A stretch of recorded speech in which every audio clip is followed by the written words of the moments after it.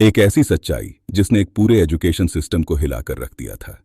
ये कहानी है व्यापम स्कैम की। लेकिन जो आप आज सुनने वाले हैं वो सिर्फ हेडलाइंस नहीं हैं, बल्कि उस सिस्टम के अंदर छुपी परतें हैं जिन दोस्तों, जुलाई 2013 भारत में एक ऐसा एग्जाम स्कैम एक्सपोज हुआ था जिसने हजारों स्टूडेंट्स के फ्यूचर को हिला दिया और सिस्टम की पूरी इंटीग्रिटी पर सवाल खड़े कर दिए थे। तो शायद आप इसे एक एग्जैजरेशन समझेंगे, लेकिन यह कहानी किसी रूमर की नहीं बल्कि एक रियल इन्वेस्टिगेशन की है, जिसे समय के साथ व्यापम स्कैम के नाम से जाना गया। शुरुआत होती है साल 2000 के आसपास मध्य प्रदेश में, जब MPPEB यानी Madhya Pradesh professional examination board के एग्जाम्स को लेकर कुछ इरेगुलरिटी सामने आने लगी थीं। उस समय किसी ने इसे बहुत सीरियसली नहीं लिया क्योंकि सिस्टम पर भरोसा था और कंप्लेंट्स स्कैटर्ड थीं।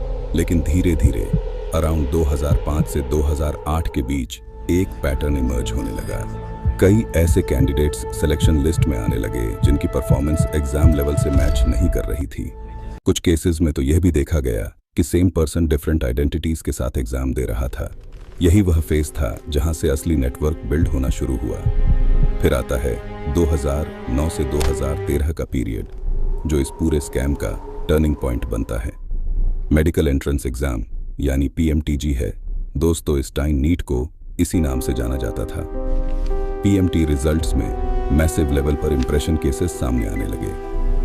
कई रिपोर्ट्स में यह सामने आया कि सॉल्वर्स यानी ऐसे लोग जो दूसरों की जगह एग्जाम देते थे, पूरे ऑर्गेनाइज्ड तरीके से ऑपरेट कर रहे थे। कोचिंग सेंटर्स, मिडलमैन और लोकल एजेंट्स इस नेटवर्क को साइलेंटली सपोर्ट कर रहे थे। इसी दौरान कुछ नाम भी सामने आने लगे, जैसे कि सिस्टम में एक्टिव मिडलमैन और कुछ पॉलिटिकली कनेक्टेड इंडिविजुअल्स पर भी सवाल उठने लगे। लेकिन उस समय तक ये मामला स्टेट लेवल कंट्रोवर्सी से आगे नहीं बढ़ा था। 2013 से 2014 में सिचुएशन और सीरियस हो गई जब इन्वेस्टिगेटिव जर्नलिस्ट्स और विसल ब्लोअर्स ने इस पूरे सिस्टम को एक्सपोज करना शुरू किया।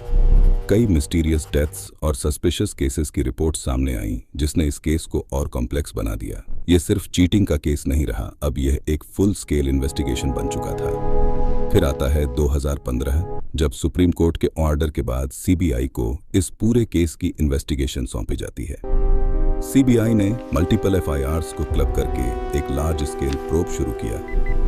अब इस स्कैम को ऑफिशियली एक organised recruitment and admission fraud network माना जाने लगा। इस इन्वेस्टिगेशन में कई शॉकिंग फैक्ट्स सामने आए।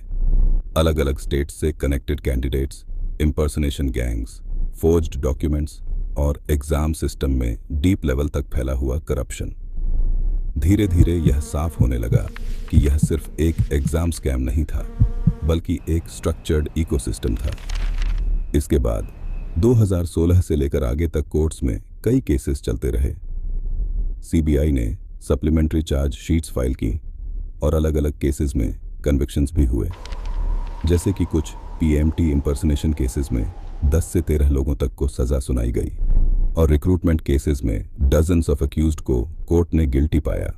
2019 में एक मेजर जजमेंट सामने आता है। इसके बावजूद जहां आज कई क्वेश्चंस अनआंसर्ड हैं, रिलेटेड कई connection and admission fraud cases में कई लिंक्स ऐसे हैं जो पूरी तरह एक्सप्लेन नहीं किए जा सके। हर नई चार्ज शीट सिर्फ एक नया लेयर खोलती है, लेकिन पूरा ट्रूथ अभी भी कई फाइल्स के अंदर बंद है। और शायद यही इस कहानी की सबसे डिस्टर्बिंग ट्रूथ है कि कुछ स्कैम्स सिर्फ पकड़े नहीं जाते, वो धीरे धीरे पूरे सिस्टम की क्रेडिबिलिटी को हॉलो कर देते हैं।